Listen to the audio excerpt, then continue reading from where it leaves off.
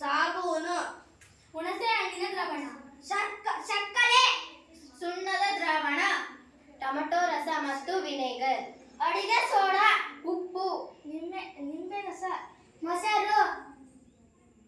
ಸೂಚಕಗಳು: ದಾಸವಾಳದ ದ್ರಾವಣ, ಅರಿಶಿಣ, ಲಿಟ್ಮಸ್ ಕಾಗದ, ನೀಲಿ ಲಿಟ್ಮಸ್ ಕಾಗದ, ಕೆಂಪು ಲಿಟ್ಮಸ್ ಕಾಗದ. ಇದು ವಿನೆಗರ್. ನಾನು ಲಿಟ್ಮಸ್ ಕಾಗದವನ್ನು ವಿನೆಗರ್ನಲ್ಲಿ, ಯಾವ ಬಣ್ಣದ್ದು? ನೀಲಿ ಲಿಟ್ಮಸ್ ಕಾಗದವನ್ನು ನಾನು ವಿನೆಗರ್ನಲ್ಲಿ ಹಾಕುತ್ತೇನೆ. ಇದು ಕೆಂಪು ಬಣ್ಣ ಆಗಿ ಬದಲಾಯಿತು, ಹಾಗಾಗಿ ಇದು ಆಮ್ಲ. ಯಾವ್ದು? ವಿನೆಗರ್, ಹಾಗಾಗಿ ಇದು ವಿನೆಗರ್ ಆಮ್ಲ. ಹೌದಲ್ವಾ? ಯಾವ ಬಣ್ಣಕ್ಕೆ ಬದಲಾಯಿತು? ಕೆಂಪು ಬಣ್ಣವಾಗಿ ಬದಲಾಯಿತು. ನೋಡಿ ಮಕ್ಕಳ, ಹಾಗಾದ್ರೆ ಇದರಿಂದ ಏನು ಗೊತ್ತಾಗುತ್ತೆ? ನೀಲಿ ಲಿಟ್ಮಸ್ ಕಾಗದವನ್ನು ವಿನೆಗರ್ನಲ್ಲಿ ಹಾಕಿದಾಗ ಕೆಂಪು ಬಣ್ಣವಾಗಿ ಬದಲಾಯಿತು, ಹಾಗಾಗಿ ಇದು ಆಮ್ಲ. ಯಾವುದು ಆಮ್ಲ? ವಿನೆಗರ್. ಸರಿ. ಅರಿಶಿಣ ದ್ರಾವಣವನ್ನು ಸಾಬೂನಿಗೆ ಹಾಕುತ್ತೇನೆ.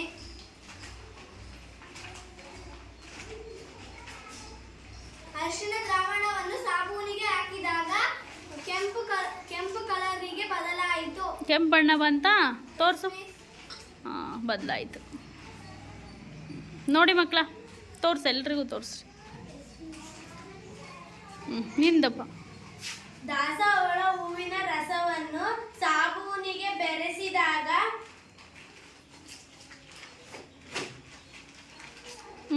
ಅಲ್ಲರ್ಸ್ ಕಲಕಬೇಕು ನೀಟಾಗಿ. ಯಾವ ಬಣ್ಣ ಆಯಿತು? ಹಸಿರು ಬಣ್ಣ ಬದಲಾಯಿತು. ತಿಳಿ ಹಸಿರು ಬಣ್ಣಕ್ಕೆ ಬದಲಾಗಿದೆ ಅಲ್ವಾ? ನೋಡ್ರಿ, ತಿಳಿ ಹಸಿರು ಬಣ್ಣ ಬದಲಾಯಿತು. ಎಲ್ಲ ಮಕ್ಕಳಿಗೂ ತೋರಿಸಿ. ನೀನು ತೋರ್ಸಮ್ಮ, ಅದು ಬದಲಾಗಿರೋದು ನೋಡಿ, ಕೆಂಪು ಬಣ್ಣಕ್ಕೆ ಬದಲಾಯಿತು. ಅರಿಶಿಣದ ಸೂಚಕವನ್ನು ಬಳಸಿದಾಗ ಅದೇ ಸಾಬೂನಿನ ನೀರು ಕೆಂಪು ಬಣ್ಣಕ್ಕೆ ಬದಲಾಯಿತು. ದಾಸವಾಳದ ತಿಳಿಯನ್ನು ಬಳಸಿದಾಗ ಅದೇ ಇದ್ರದ್ದು ನೀರು, ಸೋಪಿನ ನೀರು ಏನಾಯಿತು? ತಿಳಿ ಹಸಿರು ಬಣ್ಣಕ್ಕೆ ಬದಲಾಯಿತು. ನೋಡಿ ಮಕ್ಕಳ, ಒಂದೇ ವಸ್ತು ಸೂಚಕಗಳ ಬೇರೆ ಬೇರೆ ಸೂಚಕದಲ್ಲಿ ಬೇರೆ ಬಣ್ಣವನ್ನು ಬದಲಾವಣೆ ಮಾಡಿದೆ ಅಲ್ವಾ? ಸೂಚಕಗಳು ಬೇರೆ, ವಸ್ತು ಒಂದೇ, ಬಟ್ ಸೂಚಕಗಳು ಬೇರೆ. ಅರಿಶಿಣದ ಸೂಚಕದಲ್ಲಿ ಕೆಂಪು ಬಣ್ಣಕ್ಕೆ ಬದಲಾಯಿತು, ದಾಸವಾಳದ ಸೂಚಕದಲ್ಲಿ ನೀಲಿ ಬಣ್ಣಕ್ಕೆ ಬದಲಾಯಿತು. ಹಾಗಾದರೆ ಸಾಬೂನಿನ ತಿಳಿ ಆಮ್ಲವ ಪ್ರತ್ಯಾಮ್ಲವು? ಪ್ರತ್ಯಾಮ್ಲ ಅಲ್ವಾ?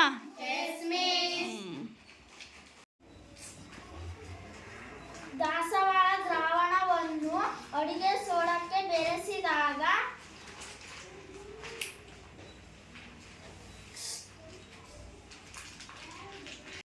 ಯಾವ ಬಣ್ಣ ಬಂತು? ಹಸಿರು ಬಣ್ಣ ಬದಲಾಯಿತು. ತೋರ್ಸು ಎಲ್ಲರಿಗೂ. ನೋಡ್ರಪ್ಪ, ತಿಳಿ ಹಸಿರು ಬಣ್ಣಕ್ಕೆ ಬದಲಾಗಿದೆಯಲ್ಲ. ಸೂಚಕ ಯಾವುದು? ಸೂಚಕ ಯಾವ ಸೂಚಕ ಬಳಸಿದ್ಲು? ದಾಸವಾಳದ ದ್ರಾವಣ. ದಾಸವಾಳದ ರಸವನ್ನ ಯಾವುದಕ್ಕೆ ಬಳಸಿದ್ರು? ಅಡಿಗೆ ಸೋಡಕ್ಕೆ. ಬಣ್ಣ ನೋಡ್ರಿ, ತಿಳಿ ಹಸಿರು ಬಣ್ಣ ಬಂದಿದೆಯಲ್ಲ. ತಿಳಿ ಹಸಿರು ಬಣ್ಣಕ್ಕೆ ಬದಲಾಯಿತು. ಯಾವುದಿದು ಗುಣ? ಯಾವ? ಹಾಗಾದ್ರೆ ಅಡಿಗೆ ಸೋಡಾ ಏನು? ಪ್ರತ್ಯಾಮ್ಲ. ನೀಲಿ ಲಿಟ್ಮಸ್ ಕಾಗದವನ್ನು ನಿಂಬೆ ರಸಕ್ಕೆ ಎದ್ದಿದಾಗ ಕೆಂಪು ಬಣ್ಣವಾಗಿ ಬದಲಾಯಿತು. ತೋರ್ಸು ಎಲ್ರಿಗೂ. ನೋಡ್ರಿ ಮಕ್ಕಳ, ನೀಲಿ ಲಿಟ್ಮಸ್ ಕಾಗದವನ್ನು ನಿಂಬೆ ರಸದಲ್ಲಿ ಅದಿದ್ಲು. ಯಾವ ಬಣ್ಣಕ್ಕೆ ಬದಲಾಯ್ತು ನೋಡ್ರಿ? ಬಣ್ಣಕ್ಕೆ ಬದಲಾಯ್ತು ನೋಡ್ರಿ. ಹಾಗಾದ್ರೆ ನಿಂಬೆ ರಸ ಅನ್ನೋದು ಏನು? ಆಮ್ಲ ಅಲ್ವಾ? ನಿಂಬೆ ರಸ ಒಂದು ಆಮ್ಲ. ನೀಲಿ ಲಿಟ್ಮಸ್ ಕಾಗದವನ್ನು ಕೆಂಪು ಬಣ್ಣಕ್ಕೆ ಬದಲಾಯಿಸಿತು. ಕೆಂಪು ಲಿಟ್ಮಸ್ ಕಾಗದವನ್ನು ಸುಣ್ಣದ ತಿಳಿಯಲ್ಲಿ ಹಾಕಿದಾಗ ನೀಲಿ ಲಿಟ್ಮಸ್ ಕಾಗದ ಆಗಿ ಬದಲಾಯಿತು. ನೀಲಿ ಬಣ್ಣಕ್ಕೆ ಬಂದಿದೆ ನೋಡ್ರಿ. ಓಕೆ, ಹಾಗಾದರೆ ಸುಣ್ಣದ ತಿಳಿ ಏನು? ಯಾವ ಬಣ್ಣದ ಲಿಟ್ಮಸ್ ಕಾಗದ ತಗೊಂಡಿದ್ದು ಚಂದನ ಫಸ್ಟು? ಕೆಂಪು, ನಂತರ ಯಾವ ಬಣ್ಣವಾಗಿ ಬದಲಾವಣೆ ಆಯಿತು? ದಾಸವಾಳದ ದ್ರಾವಣವನ್ನು ನಾನು ಈಗ ಸುಣ್ಣದ ತಿಳಿಗೆ ಬೆರೆಸುತ್ತಿದ್ದೇನೆ. ನೋಡಿ ಮಕ್ಕಳ,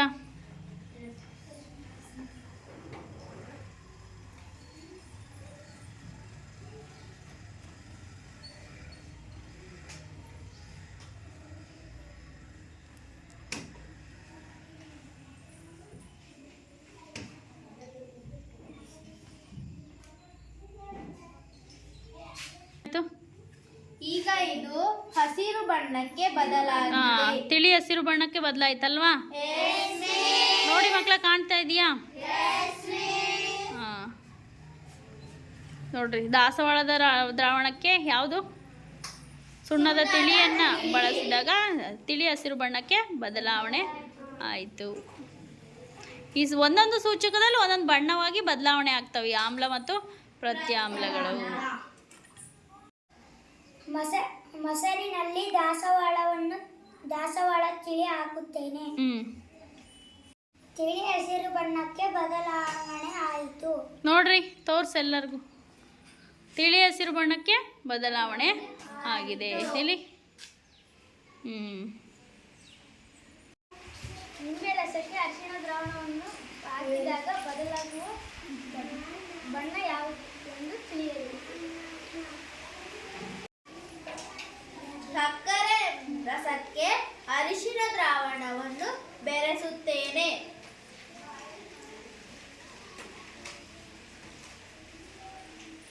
ಯಾವುದೇ ಬಣ್ಣವು ಬದಲಾಗಿಲ್ಲ.